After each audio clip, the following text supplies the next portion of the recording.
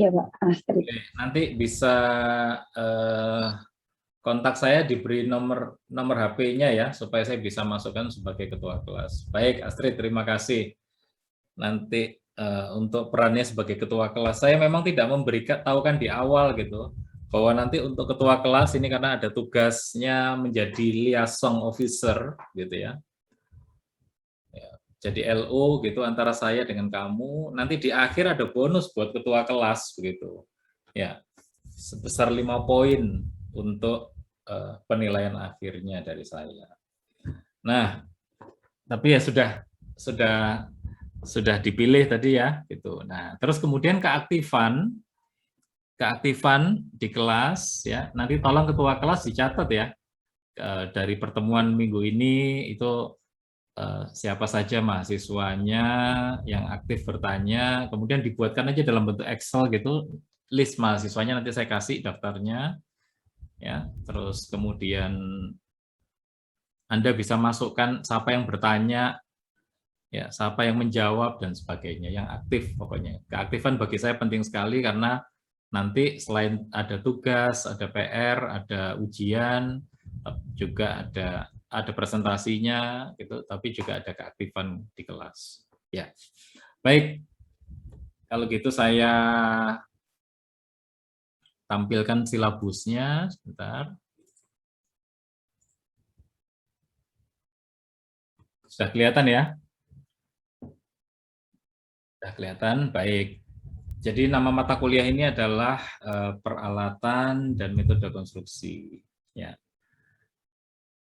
Ada dua hal yang penting di sini, satu punya alat sebagai sumber daya, dan satu Anda harus tahu bagaimana merancang metode konstruksi bangunan ke teknik sipilan. Ya, baik itu untuk gedung, untuk jalan, jembatan, terus kemudian bangunan bawah tanah, sub basement, terus kemudian pelabuhan, railway, kereta api, dan sebagainya. Mengapa kereta api ini penting? Karena ke depan ini kereta api punya prospek yang cukup cerah sebetulnya. Ya. Nanti di Kalimantan, Sulawesi, dan sebagainya kereta ini akan difungsikan. Gitu. Ya. Nah, ada 3 hal yang paling penting untuk kajian. Yang pertama nanti Anda akan belajar tentang perencanaan site layout, gitu. Kemudian peralatan-peralatannya, ya, kemudian metode pelaksanaannya. Ya. Ya, oleh karena itu sasaran kuliahnya nanti atau kita bilang CP, capaian pembelajaran mata kuliahnya, itu nanti kamu bisa merencanakan site layout. Jadi paham konsepnya bagaimana sih menata site layout itu, nanti ada PR-nya di situ. Terus mampu memahami peralatan-peralatan konstruksi. Jadi alat ini dipakai untuk pekerjaan apa, kondisi lingkungannya seperti apa. Misalkan, oh ini tanahnya tanah keras, maka peralatannya pakai ini, Pak. Oh ini kondisinya berada di medan yang sulit, Pak, maka menggunakan alat ini lebih baik dan sebagainya. Ya, kita pelajari itu. Kemudian mahasiswa bisa memahami kriteria-kriteria yang dibutuhkan kalau kita mau menentukan alat dan metode konstruksi. Ya. Selain itu juga bisa memahami metode pelaksanaannya sendiri. Jadi tadi seperti saya sampaikan ada metode pelaksanaan gedung, metode pelaksanaan jalan, metode pelaksanaan jembatan dan sebagainya. Ada banyak sekali metode dan Anda bisa mempelajari itu. Rasanya loh ya, sekarang di YouTube itu nggak ada ya nggak, semuanya ada begitu. Anda bisa belajar dari situ juga gitu. Ya. Nah, ada 32 kali pertemuan gitu ini dalam 16 minggu gitu. 16 minggu. Ya, tapi 1 minggu gitu. Ini ya. Jadi yang pertama itu bicara tentang pengantar peralatan dan metode konstruksi. Jadi di minggu pertama kita belajar ini ya. Kita belajar silabusnya dulu ya. Ini RPS, rencana pembelajaran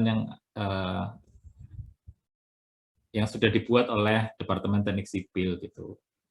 Nah, saya akan mengikuti ini, dosen-dosen juga akan mengikuti ini. Nah, Anda bisa mengambil RPS ini, gitu ya. Di My Test Classroom sudah saya sediakan, gitu. Ya, sudah saya sediakan, sehingga Anda nanti paling tidak bisa tahu apa yang harus dipelajari, gitu ya. Jadi yang pertama tentang penjelasan silabus, gitu ya. Terus kita masuk sedikit ke pengantar, gitu. Itu dalam minggu ini. Nah, yang kedua, jadi pertemuan di minggu kedua itu lebih banyak bicara jenis-jenis pekerjaan konstruksi, kemudian metode konstruksi, dan sebagainya. Ya.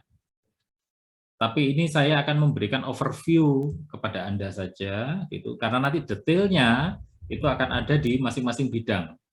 Ya. Jadi MK di sini yang memiliki mata kuliah ini merupakan payungnya, sedangkan nanti detail ada di masing-masing bidang keahlian. Ada bidang struktur, ada bidang geoteknik, ada bidang transportasi. Ya. Nah, jadi nanti kita akan pelajari itu lebih detail, tapi saya akan menjelaskan nanti. Ya. Terus kemudian yang ketiga, selain jenis pekerjaan konstruksinya, kemudian ada jenis-jenis peralatan konstruksi. Ya. Di sini peralatan konstruksi itu maksudnya alat berat konstruksi ya. Kalau kita berbicara peralatan konstruksi itu bisa macam-macam gitu ya. Yang namanya meteran itu juga peralatan konstruksi. Gitu. Yang namanya unting-unting untuk verticality itu juga merupakan alat konstruksi. Yang namanya cangkul, skop itu. Nah, tapi di sini kita bicara adalah peralatan berat. Gitu. Jadi kita berbicara peralatan berat. Nah, jadi di sini nanti peralatan berat itu jenis-jenis peralatan, kemudian Anda harus tahu jenis dan fungsinya, alatnya itu nanti untuk apa, fungsinya untuk apa, terus kemudian kapasitas produktivitasnya. Nah, alat ini kalau bekerja, misalkan nanti ekskavator untuk menggali tanah. Nah, ekskavator itu kalau alatnya ada baketnya, berarti kalau baketnya kapasitas berapa, mesinnya menggunakan apa, maka produktivitasnya untuk menggali tanah itu menjadi berapa kubik per jam. Nah, itu yang nanti akan dipelajari. Tentunya kapasitas produksi ini akan sangat terkait juga dengan kondisi lingkungan sekitarnya. Tanahnya seperti apa, tanah keras, tanah lunak, ya. Terus kemudian medannya bagaimana, skill dari operatornya bagaimana, karena bisa saja medannya mudah, lapang, kemudian tanahnya tidak terlalu keras, tidak terlalu keras, tapi bukan tanah lunak misalkan. Terus kemudian tapi operatornya, ya misalkan operatornya itu tidak ahli, nah maka produktivitasnya juga bisa kecil gitu. Ya. Nah terus nanti bagaimana kita memilih peralatan yang tepat.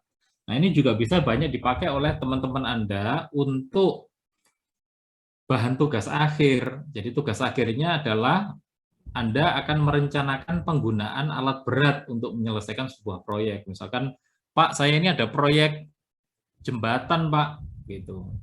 Nah, saya ingin menghitung, saya ingin merencanakan metode konstruksi jembatannya, Pak. Kemudian saya menggunakan alat berat ini, Pak. Produktivitasnya sekian, kemudian waktu penyelesaiannya menjadi sekian hari, misalkan. Alat yang dipakai tipenya ini Pak, saya bandingkan ternyata yang paling efisien tipe ini. Itu bisa dijadikan sebagai bahan tugas akhir juga, gitu. Ya. Nah, itu overview mengenai jenis-jenis peralatan secara general dulu, gitu ya. Karena nanti peralatan-peralatan ini akan dipakai di metode konstruksi yang masing-masing bidang tadi yang saya sampaikan. Nah, kemudian yang kedua ada yang berikutnya ada site layout. Ya. Ada site layout. Nah, ini di sini ada 1, 2, 3, sorry. Ya, 3 ke 4 ya, 3 dan 4, 2, 3, 4. Nah, ini nanti Anda ada tugas kelompok ini. Tugas kelompoknya adalah memilih salah satu peralatan, kemudian nanti Anda buatkan masing-masing peralatannya dipresentasikan dalam bentuk PPT, gitu ya tugasnya. Ya, jadi nanti untuk jenis-jenis peralatan konstruksi, nanti saya ada template-nya gitu, nama alatnya apa, fungsinya apa, jenis-jenisnya apa, dimensi dan dimensinya seperti apa, terus kemudian Anda nanti mencari bagaimana cara menghitung produktivitasnya, misalkan begitu, ya cara menghitung produktivitasnya, terus kemudian dikasihkan satu contoh, kalau sedang mengerjakan, misalkan menggali tanah dengan luasan sekian, kebutuhannya bagaimana. Nah ini nanti ada tugasnya, ini karena ada 30 mahasiswa, peralatannya mungkin ada 6 kalau tidak salah atau 7 begitu ya. 7, kalau 7 berarti satu kelompok 4 orang kan begitu ya. Satu kelompok 4 orang, yang 2 nanti ya bisa disisipkan di mana saja kan begitu ya. Ya. Jadi satu kelompok bisa 4 orang. Kalau 6 peralatan satu kelompok berarti 5 orang. Ya bisa juga sih sebetulnya. Cuma kalau 5 orang itu biasanya ya yang mengerjakan cuma satu orang gitu, yang mikir gitu ya. Terus yang satunya jilid begitu ya. Kalau laporannya dalam bentuk soft copy ya nggak ada yang jilid berarti kan gitu. Yang satunya menyediakan rumah, yang satunya membawakan teh, yang satunya sambil main gitar kan begitu barangkali ya. Kebanyakan kelihatannya. Ya, nanti kita sepakat aja mau 6 atau 7 kelompok. Kita lihat alatnya dulu aja. Ya, kita lihat alatnya dulu. Ya, alatnya ada beberapa sih, bisa banyak sebetulnya. Nah, itu ya. Nah, kemudian berikutnya setelah peralatan ada yang namanya site layout. Ya, kita akan belajar tentang bagaimana menata lokasi proyek atau kita sebut sebagai site layout facilities. Ya. Karena di proyek itu ada fasilitas-fasilitas sementara yang harus ditaruh, tapi nanti kalau proyeknya sudah jadi, fasilitas sementara itu harus dikeluarkan. Ya. Jadi ada yang namanya site layout. Nah, site layout ini perlu diatur, ya. Perlu diatur supaya site layout ini perlu diatur supaya peralatan maupun tenaga kerja itu bisa bekerja secara efektif di lapangan, gitu. Ya. Jadi misalkan gini, wah kalau gudangnya itu saya taruh di belakang, kemudian tempat perakitannya di depan, maka jarak antara gudang dengan tempat perakitan ini terlalu jauh. Kalau terlalu jauh, nanti membawa material dari gudang ke tempat perakitan ini menjadi sulit. Akhirnya apa? Produktivitasnya menjadi rendah. Nah, bisa saja tempat perakitan itu ternyata berada di dekat tempatnya mobilitas tower crane, sehingga bisa saja tower crane-nya waktu muter, orangnya bisa ketabrak dengan barang-barang yang dibawa oleh tower crane, misalkan seperti itu. Nah, jadi kita belajar menata gimana caranya supaya layout-nya ini efektif penempatannya, tata letaknya begitu, ya, efektif tata letaknya, kemudian dengan efektif itu maka produktivitasnya menjadi tinggi.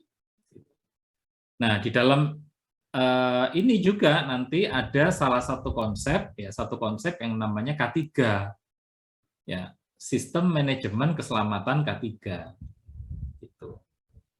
Nah, kesehatan dan keselamatan kerja.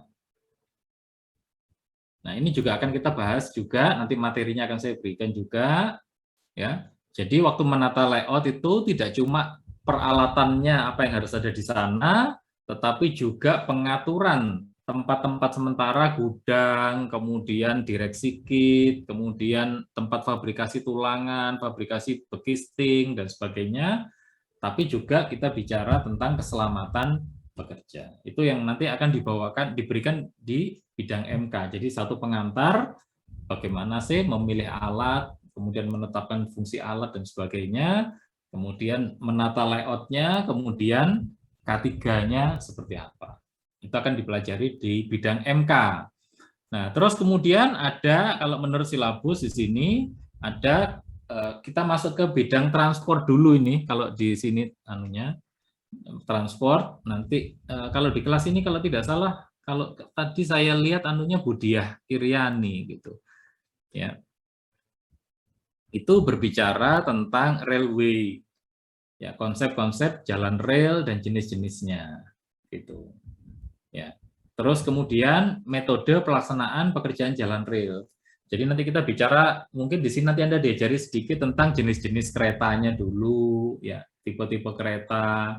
Nah, setiap kereta itu punya lebar tersendiri, ya. Terus kemudian ada jalan railway-nya, ya, jalan railway-nya. Nah, jalan railway itu punya komponen-komponen juga, ya, termasuk track-nya, kemudian railnya, terus kemudian rail fastening-nya, pengikatnya, balasnya, ya, terus kemudian slippernya dan sebagainya, itu nanti termasuk jenis-jenisnya Anda akan pelajari itu, termasuk nanti bagaimana metode pelaksanaan pekerjaan jalan rel, ya. Ya, sekarang kan sudah ada double track, proyek pekerjaan double track dan sebagainya. Ya, untuk Surabaya Jakarta misalkan itu juga menggunakan jalan rel. Nah, ini nanti akan diajarkan oleh teman-teman dari transportasi. Nah, kemudian yang berikutnya itu adalah untuk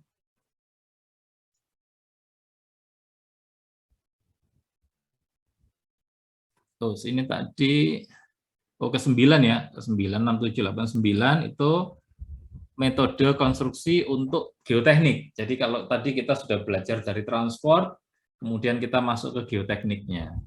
Nah, geoteknik ini diajari pelaksanaan pekerjaan galian dan timbunan. Ini penting sekali. Ya, galian dan timbunan ini penting sekali.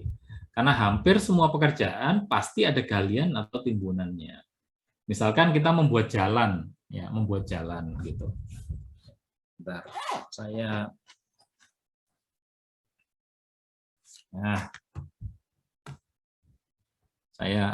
bentar.